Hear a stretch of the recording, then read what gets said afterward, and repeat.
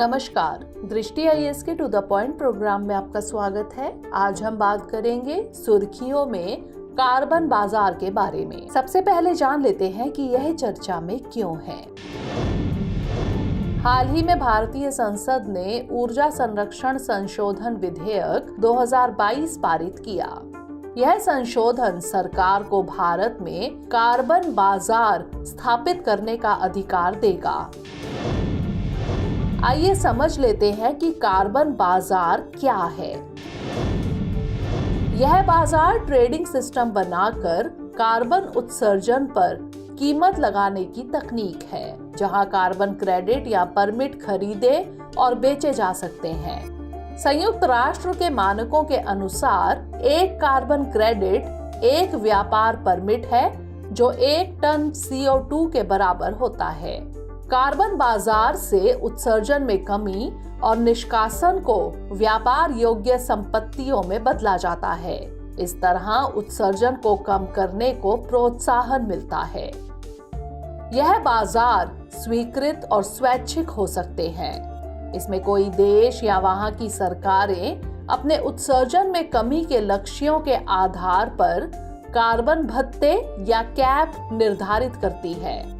जलवायु परिवर्तन पर संयुक्त राष्ट्र के क्योटो प्रोटोकॉल के तहत वर्ष 1997 में कार्बन व्यापार औपचारिक रूप से शुरू हुआ, जिसमें 150 से अधिक राष्ट्र हस्ताक्षर करता थे। अब समझ लेते हैं कि कार्बन बाजार की जरूरत क्यों है।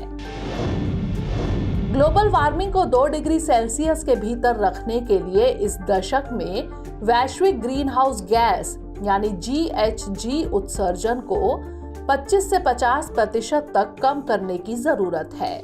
2015 के पेरिस समझौते के तहत राष्ट्रों को अपना राष्ट्रीय स्तर पर निर्धारित योगदान यानी NDC प्रस्तुत किया है, जिसे हर 5 साल में अपडेट किया जाना चाहिए।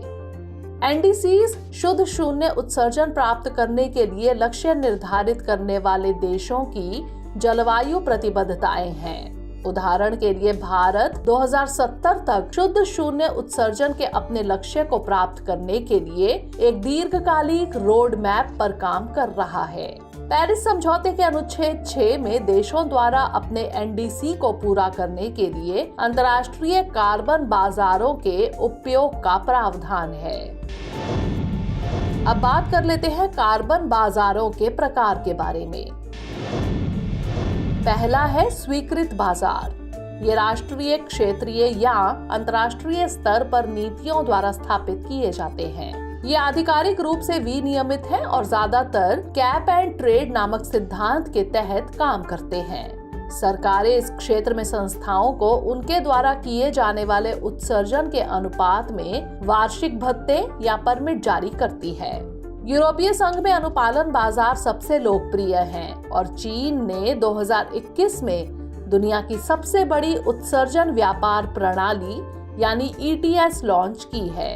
अगला है स्वैच्छिक बाजार। यह उत्सर्जकों द्वारा स्वैच्छिक आधार पर कार्बन क्रेडिट जारी करने, खरीदने और बेचने को संदर्भित करता है। एक निगम अपने अपरिहार्य GHG उत्सर्जन के लिए कम उत्सर्जन वाली इकाई से कार्बन क्रेडिट खरीद कर क्षतिपूर्ति करता है। अब जान लेते हैं कार्बन बाजारों के महत्व के बारे में।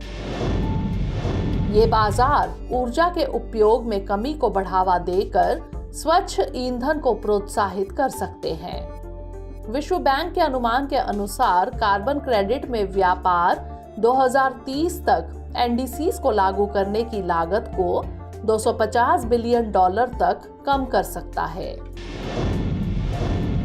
आइए नोट कर लेते हैं आज का अभ्यास प्रश्न। कार्बन बाजारों के संबंध में निम्नलिखित कथनों पर विचार कीजिए।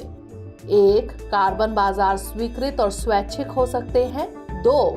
पेरिस समझौते के अनुच्छेद 6 में देशों द्वारा अपने NDC को पूरा करने के लिए अंतर्राष्ट्रीय कार्बन बाजारों के उपयोग का प्रावधान है। उपर्युक्त में से कौन सा यहाँ से कथन गलत है या फिर है? केवल 1, केवल 2, 1 और 2 दोनों, या फिर ना तो 1 और ना ही 2? इसका उत्तर हमें कमेंट सेक्शन में जरूर भेजिएगा।